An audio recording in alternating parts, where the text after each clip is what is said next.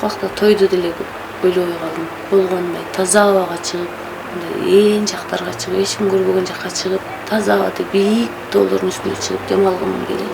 Мен кичинекей кыз болгон үчүн ошо бир аз эле ооруп калсам, апа деп айланамдан кетпей туруп калат. Апа эмне ыйлап атасың?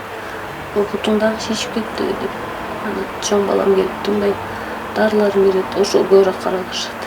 Келинчегим ошол акыркы кезде катуу ооруй баштады да. Турмуш ушундай экен, Кудайым ар пендесине сыноо кылып берет экен да. Анан эми пендесинин балдары болот, жакын болот, тууган уктары болот. Кудайга шүгүр баарыбыз колдойбуз. Көп да туруп сүйлөгөнгө болбойт. Көп да отурсаң сабагыңан баркы кетет. Окуучулар тоот болгондой болосуң, ошон үчүн оорузам да ошол окуучуларга терс таасирим тийип калбасын деген максатта мүмкүн болушунча жакшы сабак өтүп берейинчи ушуларга. Бир келечекте бир кичинекей нерсени болсо да үйрөнүшсүнчү деген максатта 1 саат сабак өтүп да 2 саат дем алып да 1 саат сабак өтүп да 1 саат дем алып ошентип сабак өткөнгө аракет кылам.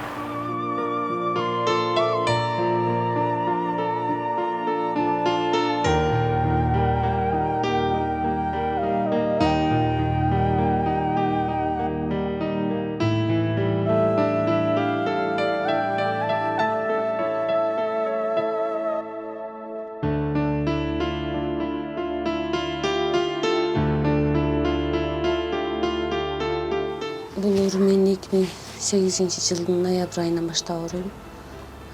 Ошол убакта гепатиттин жеңил түрү деп кийинирээк анализден улам тапшырып атып, гепатиттин 2 түрү чыгып калды. Ошо 15 жыл алдын эле убагында лечение алып жүрдүм. Жакынкы арада 2-3 жыл болуп калды. 3 жыл дагы таяп калдым. Цирроз печени деген диагноз коюп чыгарып беришти. Ошондон бери эле ооруп келатам. Алгач укканда жаман болгом. Ал убакта Бишкекте да Кара сууда жатам, Бишкекке барып лечение алып жүрүп аткам. Катты тийди бул ооруну алгачкы жолу укканда. Анан лечение алып жүрдүм, бирок ошондо эле врачтар айткан, бул оору болду, эми сени менен түбөлүк калып кетет.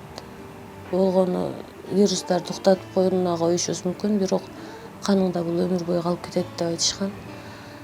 Жылдар өтүп, уже канымда вирустардын саны да көбөйүп,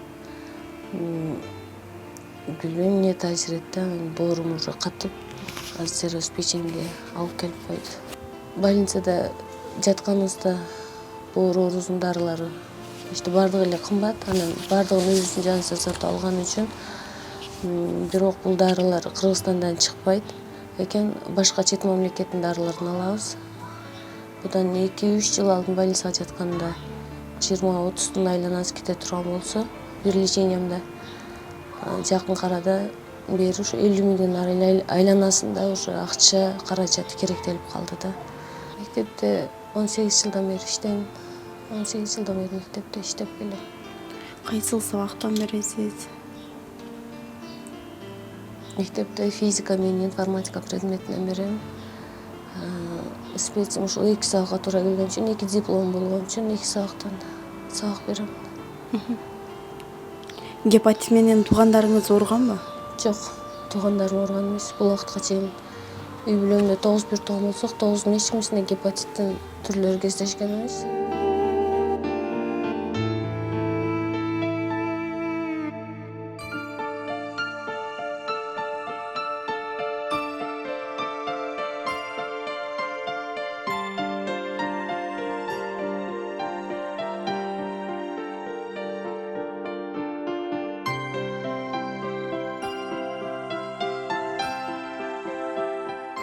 Мен жубайым Асана Гүлмира Балтабаевна 15 жылдан бери ооруйт. Анын 10 жылдан бери катуу ооруй баштады. Бир жылда 2 жолу больницага жатып чыгат. Акыркы кезде 3 айда, 4 айда жатып калды. Дары кымбат экен, көп кетип атат. Анан тез ичи, буту, көзү шишип кетет. Жакында Индиядан Spesialistler geldi, wraçlar bu пересадка печень эме боюнча. Ал жакка барсак алар айтты тез арада Индияга барып операция кылышыңар керек деп. Анан бизде ага көп акча керек экен. Бизде акча жок болбойт деп. Август айында Индияга барышыбыз керек. 3,5 миллион, 3,5 миллион сом керек да. Болот дегендечи. Азыр канча акча болуп калды? Азыр 600 миң акча чогулуп калды. Элден наш коңшу тууган уруктан анан группалар Кеңсайдын рахматы ушул элге бизге айттырбай, неттирбей жөнүндө барып карап көтөрүп алып көчөлөргө кирип чыккан экен. Бир кыйла чоң акчаны алып келишти ошол балдар. Биз деле билген жокпуз. Өздөрү инициатива кылып айтпай эле бизге чогултуп берди. Да чогултабыз деп айтты балдар. Баягы жылы 93-94 ошентип бөлүнүп алып ошол жардам берет экен. Сварщик жумуш кылам, заказ менен мебель кылам. Ошол жумуштар кылам. Заказ менен. Келинчегим ошол акыркы кезде катуу ооруй баштады да. Мурдагы күнү астма көлү бар да, ошол Альбин деген арымсын алды. Андан башка таблетка ичет. Турмуш ушундай экен, Кудайым ар пендесине сыноо кылып берет экен да. Анын эми пендесинин балдары болот, жакын болот, тууган уктары болот. Кудайга шүгүр баарыбыз колдойбуз. Эсен-аман Индияга барып операция болуп, кайра Кыргызстанга келип, үйгө келип, тууган урт балдардын алдында, тууган урттардын, жолдошторунун коллективинин алдында күлүп жайнап жүргөн насип этсин. Биздин максат ушул эми. Барып Индияда жакшы операция болуп келгенбиз. Донор ким болуп берет? Донор эжеси, бир тууган эжеси бар. Ал 3 адам Индияга барат да. 3 адам Индияга барып, ал жактан индустар өздөрү донорду текшерип, болду. Анан операция даярдайт да. Больницага жатса, бул 50 миң деп койот, андан деле көп кетет, чын айткандачы. Дары-дармегі кымбат экен. Акыркы кезде жат чыкты, Кудайга шүгүр. Доктор жекеде жакшы, рахмат. Өзүм билген, биз билбеген нерселерди айтып, эме кылып берди. Индияга барып операция болуп келгендер менен сүйлөштүңүздөрбү? Ооба, ара туру сүйлөшөбүз. Ар ким аркылуу барып келет экен ал жаккачы. Эми 25 миң, 30 миң деп койт экен, 25-30 миң болуп баргандан кийин повторно анализ кылат. Ал жатаканасы бар экен, тамак ашы бар экен, ошо нарк белгиси бар экен, ошентип баягы суммадагы көбөйүп кетет экен да, чын айткандачы. Кээкелер ал жака барып айткан суммасы менен барса, кийин жетпей, ал жактан бул жакка кайра опять баягындай акча сурап кыйналткандар деле көп экен биздечи. Ошо биз опыт жок бизде, биз аны нерсени билбейбиз. Мен азыр акча топтоо элдерден топтолуп калса, анан августтун орто ченинде кетип калабыз дейбиз, Кудай кааласа. Бар операция болуп, бул жакка келген насип этсе бизге бардык.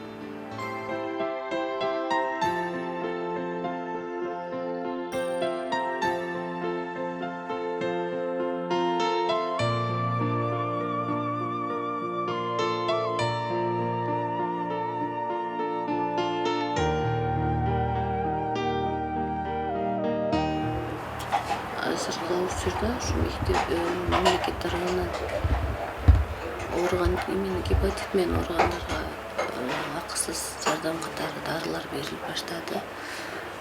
Азыркы 2 айдын ичинде дарылар берилип, ошолорду алып ичип баштадык. Андан сырткары тапшырган количествого анализибизде бекер болуп калдык. Бул гепатиттер үчүн эң эле жакшы жардам болду да. Башта деген бир 30 күндүк уколубузду 2,5 миң 3 миңге ала турган болсок, азыр эми Ал дагы анча жеңил. Количествого тапшырсак 2,5 миңге тапшыра турган болсок, азыр Б түрүнө тапшырганын аны дагы бекер болуп, ал да бизге анча жардам болуп калды да. Урубаган гепатит менен эч ким урубасын. Ооруй элек адамдар убагында барып вакцина алышса экен деп элдин баарынан суранат элемчи. Эгерде мен ооруганга чейин ушул вакцина чыккан болгондо мен жан деле мен барып алат элемчи. Кээ бир адамдар бар жөнөкөй эле балдардын прививкасына дагы вакцинаны дагы алышпай коет го. Мен ушуларга айтарым, бекер мамлекет тарабынан бекер берилип аткан нерсени убагында алып пайдаланып калгыла. Эртең кеч болуп калсаң акышып аттен кыласыңар деп суранат элем эл менен, кыргыз эли менен суранат элем. Ушул вакцинаны бекер берилип атканда алып алгылачы. Эртең кеч болуп мага окшоп калбагылачы деп суранат элем. Гепатит менен ооруганда дагы бир ушу боордун катылып аткандагы симптомдору дейбизби кандай? Мурунубуздун тез канашы, тиш көңдөйлөрүнүн, ооз көңдөйлөрүнүн канашы байма-бай кездешет экен да. Азыркы учурда мен да мурдум канайт. Жайдын күнү эмес, кыштын күнү деле канайт. Мурундарым кээде күнүгө 2 жолу, кээде 3 жолу канайт. Азыркы акыркы убактарда болсо тишим көбүрөөк канап баштады да. Күнүгө тиш жуугандан сырткары деле мындай тамак жеп атканда же жөн эле мынтип отурганда деле оозуман кандар келип ушинтип баштайт да. Врачтардын айтышы боюнча бул нерсе тиштен кийин кызыл өңгөч жагыбызга өтөт экен дагы. Кызыл өңгөчтөн кан агып башталса, аны токтотуп калыш бир аз кыйын болот экен. Себеби ал ичтен кан болгон үчүн көпчүлүгүбүз байкабай да калышыбыз мүмкүн экен. Ошол жерде операция жасаштын өзү оор болот экен да. Мектепте сабагыма 20 саат менен иштейм, 20 саат сабак менен иштейм.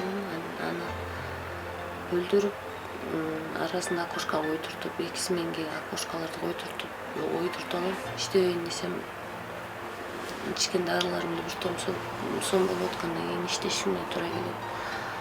Эртең менен 8ден баштап кечки саат 4гө чейин окошкаларын жылдыртып, окошкаларын көбүрөөк койдуртуп, расписанием түздүртүп, мугалимдер менен келишип ушинтип коюп алдым. Көп да туруп сүйлөгөнгө болбойт. Көп да отурсаң сабагыңан баркы кетет. Окуучулар тоот болгондой болосуң. Ошон үчүн оорузамда ошол окуучуларга терс таасирим тийип калбасын деген максатта мүмкүн болушунча жакшы сабак өтүп берейинчи ушуларга. Бир келечекте бир кичинекей нерсени болсо да үйрөнүшсүнчү деген максатта 1 саат сабак өтүп да 2 саат дем алып да 1 саат сабак өтүп да 1 саат дем алып ошентип сабак өтүүгө аракет кылам. Күнүгө жол киребиз бар мектепке. Анан обедте сөзсүз түрдө диетада болсом деле баары бир нерсе алып жегенге туура келет. Ошол жерде көбүнчө диетичный тамактар сатылып калат. Ошол жерден тамак алып ичкенге туура келет. Көп ачка жүрө албайм. Көп ачка жүргөнгө да мүмкүн эмес да.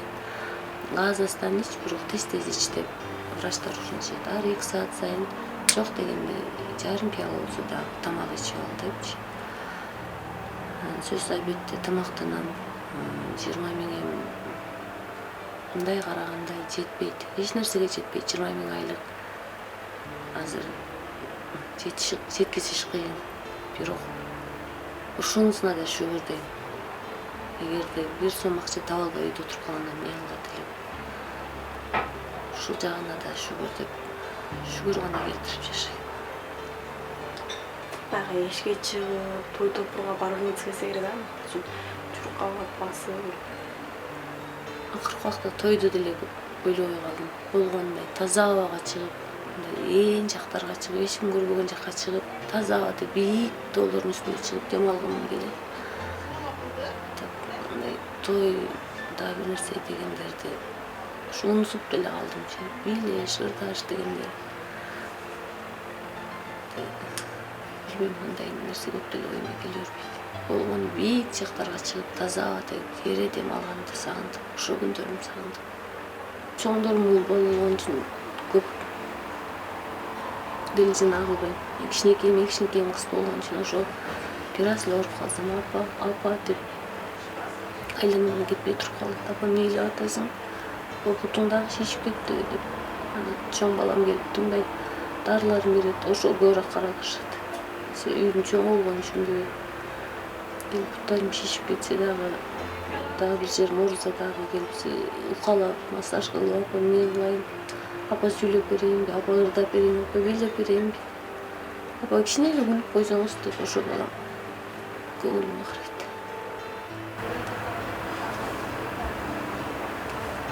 Эң алгачкы жолу ооруп калганымда күйөөмө да чугуп калышы мүмкүн деген жыналарды коюшкан. Чугуп калышы мүмкүн анан мен да ооруп, бул да ооруп, зачем ушунча адамды окутуп төрөйүн дагы болду эми. Анан жашабайбыз, ажырашабыз деп ошол күнү чекит койгом. Мен өзүм айтканым. Ажырашып эле кетейик жакшысы. Жашап эле коелучу депчи. Сесим жок. Уртубузда балабыз бар, анда бир эле балам бар эле. Аны дагы жетим кылып, атасы кылбай. Чуга турган адамга башка жактан эле, башка нерселерден эле чугуп калат. Главное, көңүлүбүздү түз кылып, ниетибизди туура кылсак, баардыгы жайында болот деп. Ушинтип гана мени алдап койдук окшойт. Азыр эми Кудайыма шүгүр, миң мертебе шүгүр, күйөөмө деле чугуп калбаганда вакциналап. Балдарыма деле текшерткенде балдарым да таза чыкты. Ушул жагына шүгүр айтам.